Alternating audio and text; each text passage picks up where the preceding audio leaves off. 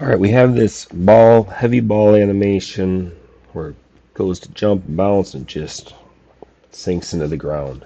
Let's see if maybe we can put some fills into this, some color. Let's start with maybe the ball itself. So we'll go to the lines, which is the ball layer. I'm going to lock the other ones just so I don't inadvertently add something. We could technically do this. Actually, let's do this on a fill layer just in case we want to do something extra with it. And since it's unlocked, that should be okay. I'm going to choose a color here in material. Right now, the line is black. Let's choose the color, do something kind of bluish. That looks all right. Got the paint bucket selected, and we got that filled in. So I'm just going to move to the next frame and continue this process.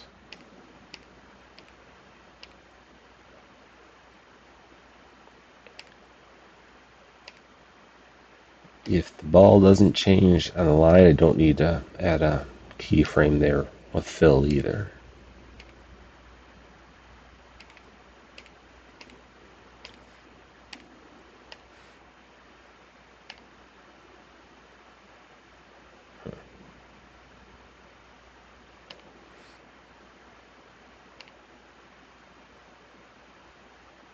Interesting. I think what I want to do is I'm going to undo those. So it was taking into account all the visible layers, and I think I want to hide the effects layer because I think I want this to just fill without regard for that effects layer. Whoops. Otherwise I risk if the effects change, then that becomes a problem. I think that's it for that. Alright, so then let's turn the effects layer on. Let's rewind. Well, here, let's do both. Let's turn the effects layer on and then turn the or the onion skinning off.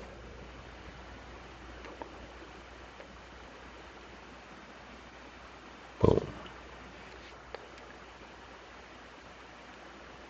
Alright, so let's go for the effects fill. And that starts right here. And I think the way I'm going to handle this is I'm debating on, let's just leave it white. Alright, so we need a new material. I'm going to get rid of the square stroke and the dot stroke, and I'm going to add in a new material, and this is going to be effects fill, which really is just going to be a ground color, which is white. And while I'm at it, I'm going to make the stroke color white as well, just in case I end up wanting to draw to solve this, because I can kind of cheat this process, and I'm gonna. And you'll see as I go, I suspect. Alright, so I'm on the fills layer. Got the bucket selected. Can I just fill that without it taking into account? Let's see. I don't want it to... Looks like I have to hide the... Not the effects.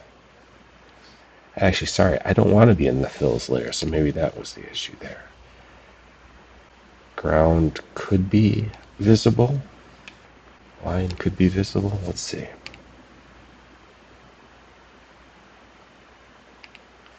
Alright, let's try it this way then. Let's hide those. I don't know if it's actually filling it because my color is white. So let's try this. Let's do a slightly off white for it. Actually, let's do it this way. Make it just a little bit darker. I can't tell if that changed it enough. Alright, we're going to go darker still. I'm not convinced that is adding it in there. So let's do something crazy. Yeah, it's definitely not. Alright, so why is that? I'm on my effects, I've got a keyframe layer there.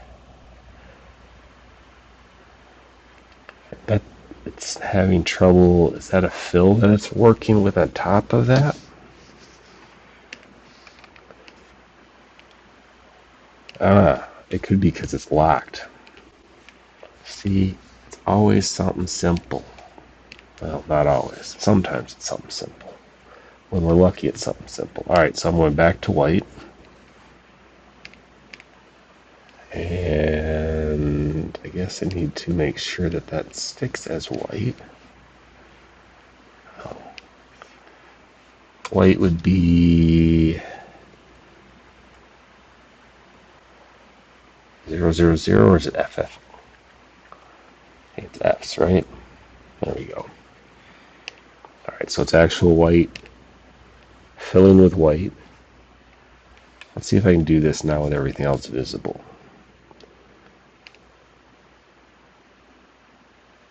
Even if they're locked. Alright, so I don't want those visible then. Let's just do this.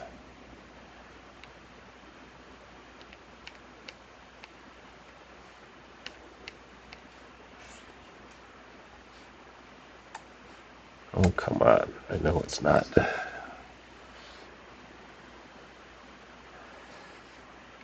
Oh, here we'll do that, and then we should be able to get away with that. Alright. A little harder to keep track of the white on white. Probably should have gone with a different ground color. That was my original plan, was to maybe change the ground color. It still doesn't do that, so let's add. Switch to the pen for just a moment. Back to this. Paint bucket, then we can fill. Go to the next frame. Fill all these in. Anyway, I was going to do a different color for the ground and then make it a little bit easier to see when I was doing these fills. But yeah, I didn't think that was going to go.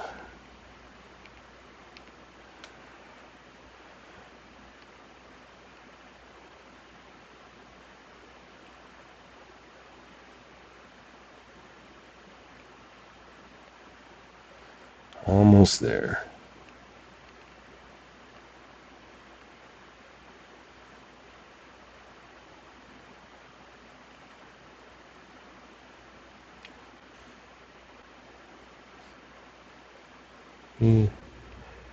Good enough.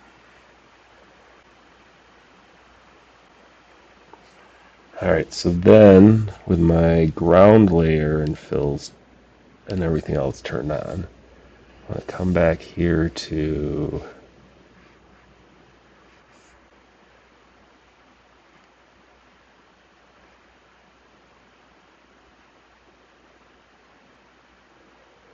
there. I'm kind of thinking it might be smarter. Let's see, I think the rest of us can get locked in for a moment. It might be smarter to just move my ground change over here so that way it's underneath everything. Lock that in, then come to my effects, unlock that, and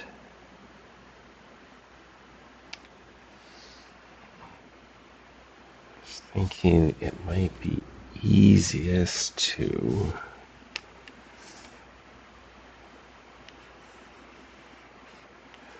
I want to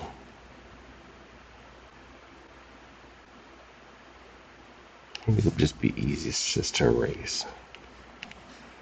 Gotta get to the right layer. There we go.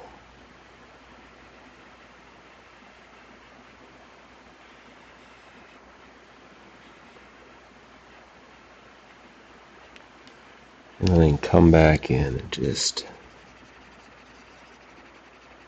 Like I said, this is the cheating part I was talking about.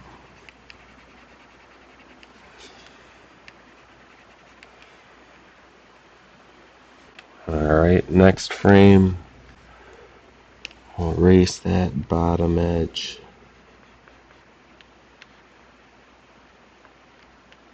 And then I'm going to come in with that pen.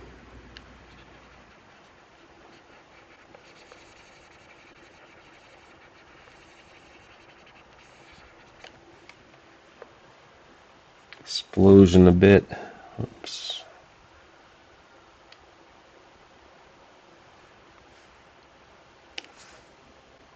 Just take the top or the bottom edge of that off. And add a little bit back in.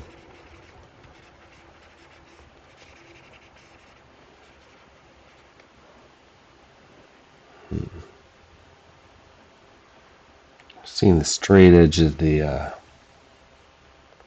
ground plane there, which I don't like. So I think what I'm going to do instead is make it look like it's part of it there.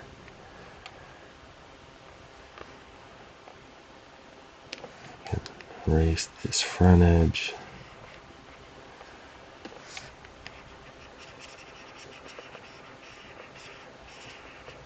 Fill in a bit. Next frame. Actually, you know what? I'm just going to go straight to the skip the eraser altogether. And then there we're good. Alright, so let's look at that real quick. Boom.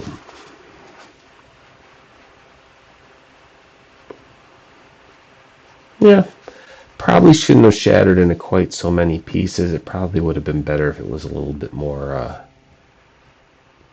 bigger chunks that just kind of thunk roll over as opposed to kind of being brittle like that. But all in all, good little exercise.